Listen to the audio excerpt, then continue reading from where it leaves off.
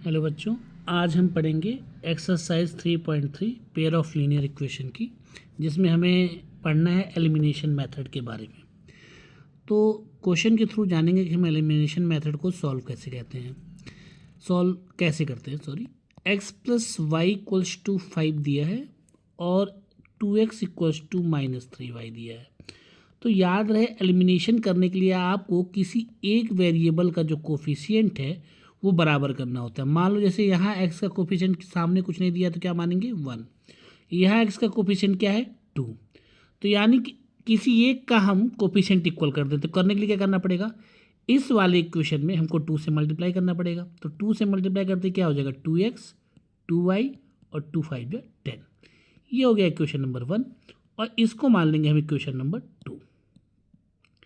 अब देखना करना क्या है, अगर कोफिशिएंट सेम हो जाए किसी एक वेरिएबल का तो देखो उनके आगे का साइन क्या है। इसके आगे से कोई साइन नहीं तो प्लस मानेंगे, इसके भी आगे कोई साइन नहीं है तो क्या मानेंगे प्लस। तो सेम साइन होने पे सब्ट्रैक्ट करते हैं, अपोजिट साइन होने पे ऐड करते हैं। तो हम क्या करेंगे, इक्वेशन 1 में से इक्वेशन 2 को माइनस कर देंगे। बेस्ट तरीका है बेटा, ध्यान से सुनना। तो इक्वेशन 1 क्या है 2x plus 2y equals to 10। दूसरा इक्वेशन क्या है 2x minus 3y equals to 4। और सब्ट्रैक्ट करते समय साइन को चेंज करते हैं, ये प्लस है तो क्या हो जाएगा माइनस, ये माइनस है तो क्या हो जाएगा प्लस, और ये प्लस है तो क्या हो जाएगा माइनस। अब देखो प्लस का 2x और माइनस का 2x कट जाएगा, और प्लस का 2y और ये क्या हो चुका है प्लस का 3y हो चुका है। माइनस का नहीं हो गया, प्लस का 3y हो चुका है। तो प्लस का 2y और प्लस का 3y कितना हो जाएगा 5y, और 10 में से 4 गया तो 6। y की वैल्यू कितनी आ गई 6/5। अब ये वैल्यू उठा के किसी भी एक में रख दो। जैसे फॉर एग्जांपल हमको पता था कि शुरू में क्या दिया था x plus y equals to 5, यही दिया था। तो y की जगह रख दो, तो y की जगह 6/5 इक्वल्स टू 5। तो x इक्वल्स टू कितना हो जाएगा 5 माइनस 6/5। तो सब्ट्रैक्ट कर दो, इसके नीचे कोई नंबर नहीं है तो क्या ले लोगे 1। क्रॉस मल्टीप्लाई करो तो 5 5 जा 25, और ये 6 1 जा 6, और इन दोनों का आपस में करोगे तो 5 1 जा 5। तो 25 में 6 गया 19/5, यानी x की वैल्यू आ गई 19/5 और y आ गया हमारा कितना 6/5। यही हमारा आंसर हुआ। क्लियर है, पक्का बात समझ में आ गई।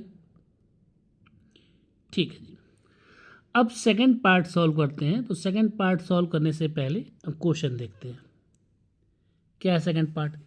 सेकंड पार्ट का सलूशन ये होगा कि सपोज मान लीजिए, अब दोनों इक्वेशन ध्यान देखना, ये दिया है 3x plus 4y equals to, तो मैंने लिखा ही नहीं, तो इक्वल्स टू दिया है 3x plus 4y equals to 10। ठीक है, बात समझ में आ गई। और ये दिया है, इसको इक्वेशन 1 मान लो, और ये दिया है 2x minus 2y equals to 2, इसको इक्वेशन 2 मान लो।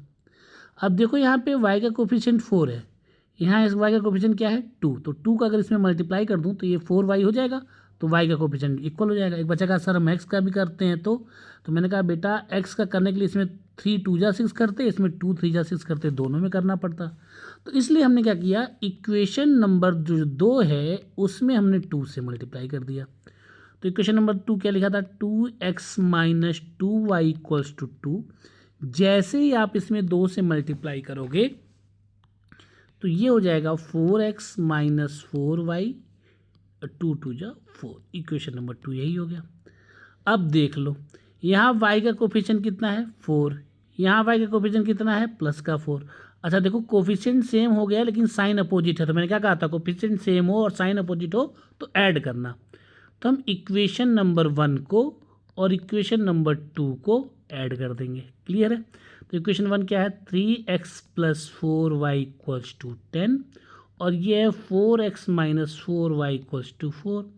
ऐड करते समय कोई साइन चेंज नहीं करते हैं। ये 3 और 4 कितना हो गया 7x, 10 और 4 कितना हो गया 14, तो x बराबर कितना हो जाएगा 14 डिवाइडेड बाई 7, कितना आ गया 2। ये तो x की वैल्यू आ गई। y की वैल्यू के लिए क्या करेंगे, ऊपर जो मेन क्वेश्चन दिया था जैसे 3x plus 4y equals to 10 दिया था, इसमें x की जगह रख दो, तो x की जगह 2 रख दो।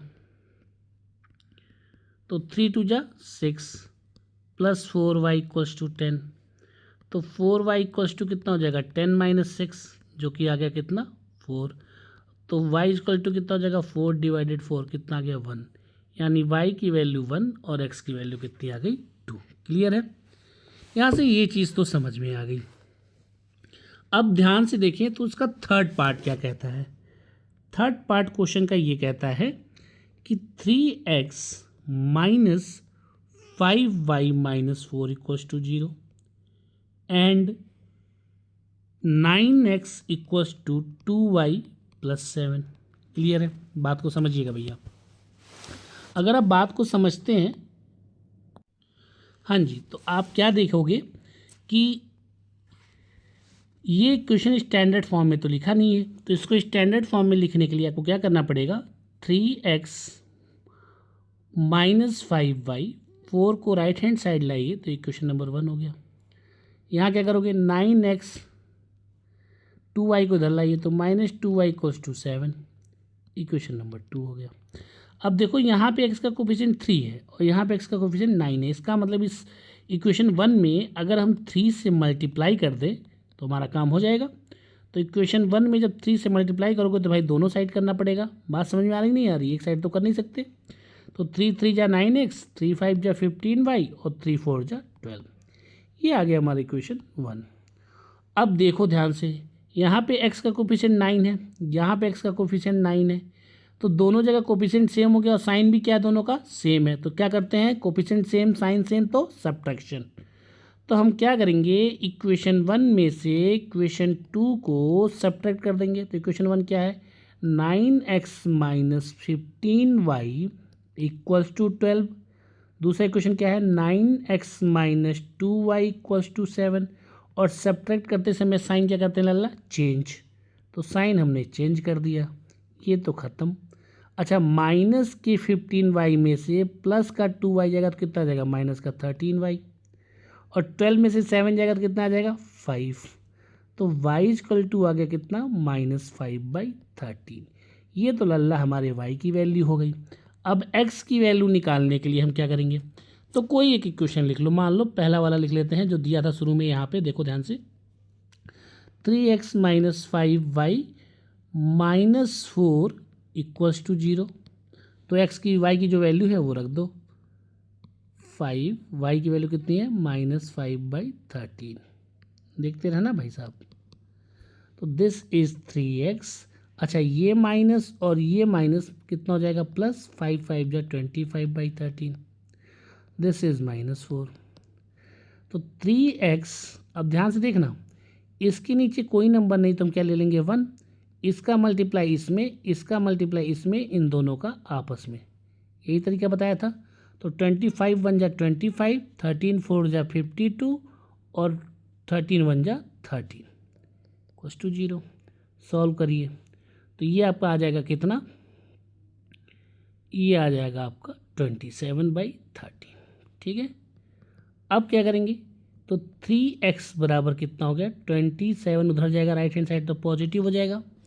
अब ध्यान से समझो बेटा, तो x बराबर क्या होगा 27/13 पहले से था और ये 3 इधर आके डिवाइड में आएगा तो 13 में मल्टीप्लाई हो जाएगा। काट दो 13 से इसको कट कर दो तो 13 × 9 = 27।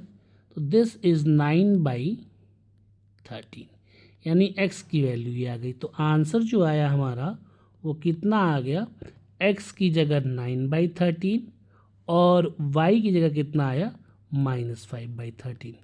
क्लियर है, ये हमारा हो गया आंसर। पूरी तरह समझ में आया बेटा। अच्छा जी, अब इसका हम करते हैं फोर्थ पार्ट। फोर्थ पार्ट को ध्यान से देखिएगा।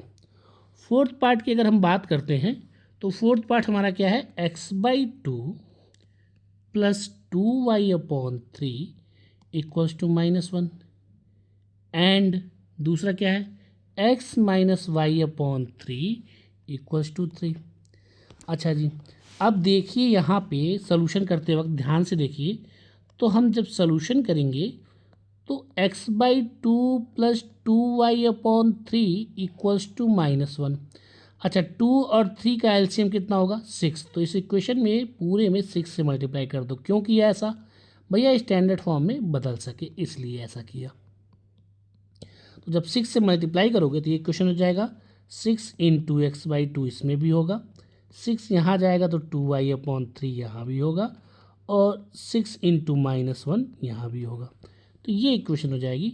इसको ऐसे कट करो तो कितना जाएगा, 3 टाइम्स कट करेगा, इसको कट करो तो कितनी टाइम्स कट करेगा, 2 टाइम्स। तो देखो 3 इंटू एक्स कितना हो जाएगा 3x, और 2 इंटू 2y कितना हो जाएगा 4y, और 6 1 जा -6। ये हो गया इक्वेशन नंबर 1। अब आइए हम करते हैं जो हमारा सेकंड पार्ट है, वो क्या है, x माइनस y/3 डिवाइडेड 3। तो इसके नीचे कोई नंबर नहीं तो एलसीएम 1 मान ले लेंगे। अब देखो 1 और 3 का एलसीएम क्या होता है, 3 होता है, तो 3 से पूरे में मल्टीप्लाई कर देंगे। तो ये क्या हो जाएगा 3 into x/1 minus 3 into y/3 equals to 3 into 3। तो 3 इंटू एक्स क्या हो जाएगा 3x, और ये 3 कट हो जाएंगे तो क्या मिलेगा y, 3 3 जा 9, इक्वेशन नंबर 2। बड़ी खूबसूरत की बात ये है कि यहाँ पे भी x का कोफिशिएंट 3 है, यहाँ पे भी x का कोफिशिएंट 3 है, तो मुझे इक्वल करने की ज़रूरत नहीं है, और दोनों का कोफिशिएंट 3 है और दोनों का साइन भी सेम है, तो हम सब्ट्रैक्ट कर देंगे। इक्वेशन 1 में से इक्वेशन 2 को सब्ट्रैक्ट करेंगे। तो जब सब्ट्रैक्ट करेंगे तो इक्वेशन 1 क्या लिखेंगे, 3x + 4y equals to -6। Equation 2 क्या लिखेंगे, 3x - y equals to 9। Subtract करते समय साइन चेंज करेंगे, तो ये तो ख़त्म हो गए। +4y + 5y कितना हो जाएगा y, -9 और -6 कितना हो जाएगा -15। तो y equals to -15 divided by 5 कितना आ गया -3, यानी y की वैल्यू -3 आ गई। ठीक है, क्लियर है।